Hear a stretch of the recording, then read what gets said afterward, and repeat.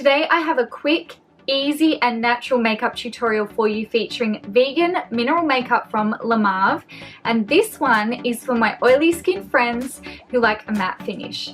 I'm starting out with the Organic Bio Active Primer, and even if you have oily skin I would still recommend priming because it provides a nice even base for your foundation. Now I'm taking the mineral foundation in light to medium and the vegan kabuki brush. The best way to get a flawless finish is to apply using a mixture of patting and circular motions. I'm going to keep oily areas at bay using the mattifying powder. Now it's time to add some warmth and chisel out those cheekbones with the Sunkissed Bronzer. Placing it underneath the cheek and then blending out.